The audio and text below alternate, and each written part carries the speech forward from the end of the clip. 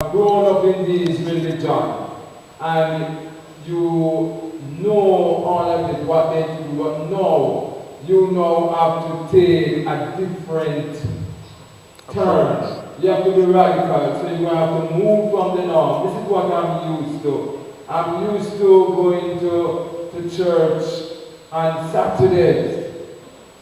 But now, what Jesus is saying, right? We now have to move away from the norm, what we used to. This is what Jesus wants these persons, these individuals, these disciples to understand. It's no longer as business as usual, but it's now, instead of hating your enemies, he's saying, love your enemies. Pray for those who persecute you. To show that you are the children of the Father. In order for us to let people know that we are the children of our fathers in heaven, we know how to do this. We're going to have to love our enemies. We're going to have to pray for them.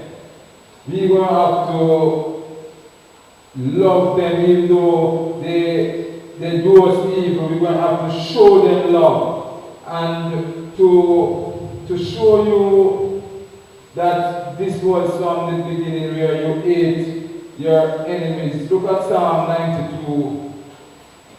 Psalm 92 verse 9.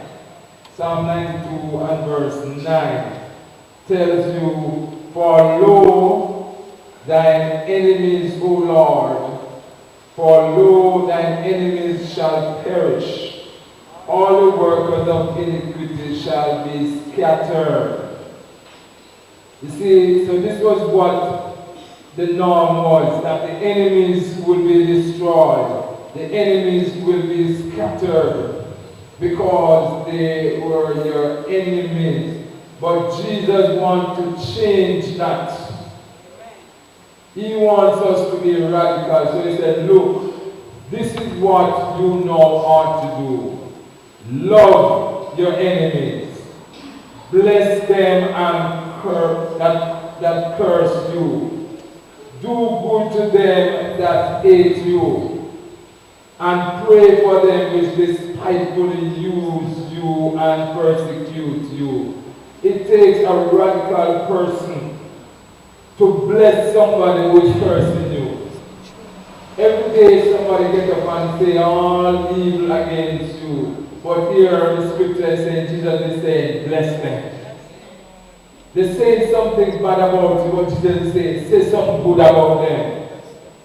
They are negative against you, but you, as a radical person, say something good. Bless them that curse you. Do good to them that hate you. Can you imagine? You know that Brother Jason hates you, but yet still, the scripture saying, the Bible saying, Jesus is saying, do good to him. And we would say that, but if we give him something, like we know him hungry, and we know him hate, and now the Bible is saying we have to feed him. When we feed him, the more strength we give him to hate, but nevertheless, the scripture says, Jesus said, do good. You strengthen him to hate you more, but yet this is what you ought to do. You ought to do good. And it's not easy. It's not an easy thing for you to know that that person, the least opportunity you get, you're going to use someone and lick you. And you see him getting weak when you can't lift up nothing. And you see him weak and dying and want something to eat. And the scripture said, feed him. Do good to him. To come and kill you. This is what you're doing now. You're giving him strength to come and kill you. Because when you get food and gain like in strength, you can live up whatever you want to live up to lick you. But this is what the word of God is saying. Do good to them that hate you. Pray for them which despitefully use you. And pray for them don't mean, Lord, kill him. That's not the prayer that he's asking you to do, you know. Pray for them that they will change. pray for them that they will do good. Don't pray and say, Lord, this is them now, do all these things, bless me. Lord, get rid of them now. No, this is how a radical person do it. Pray for them and not negative prayer, good prayer. Amen. And I know of a fact that when somebody is against you or don't love you, the more you pray for that person, is the more you wipe out that hate. And you start loving that person more and more. And by you pouring out that love that is being embedded in you, eventually you win that person over to you. But if you start to put negative on negative, it just grow to more negative. And this is why the scripture says you are to pray for them which despitefully use you.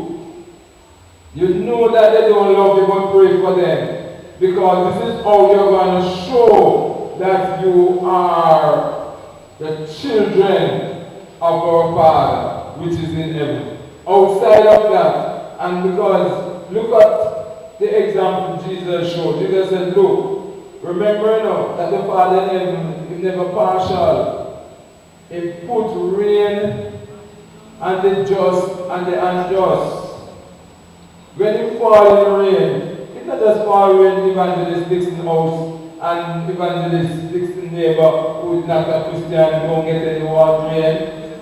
The rain falls to everybody. Whether you're good or bad, you get rain.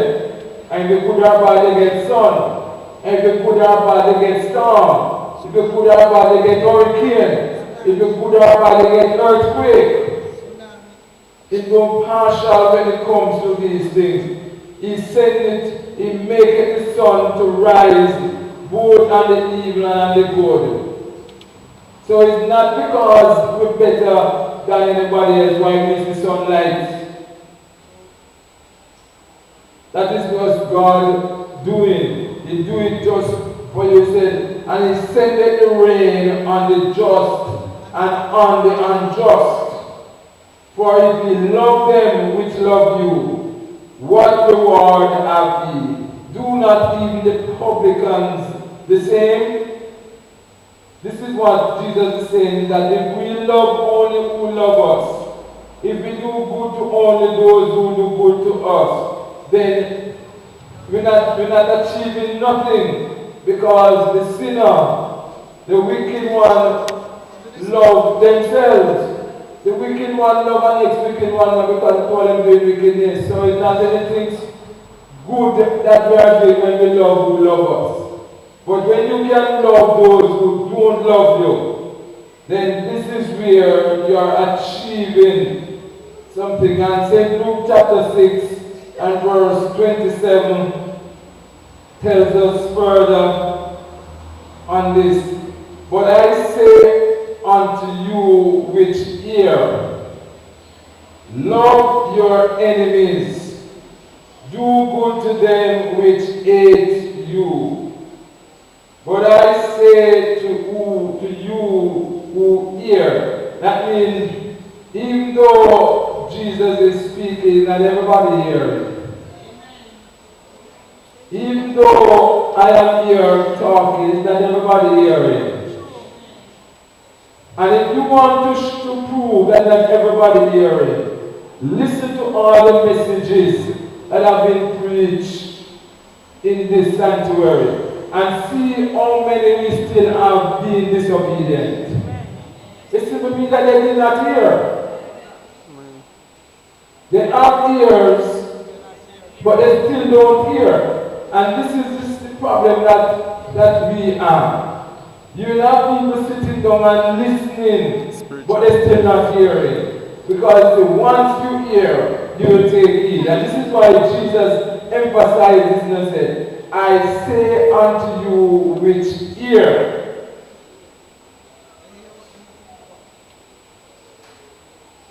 Love your enemies.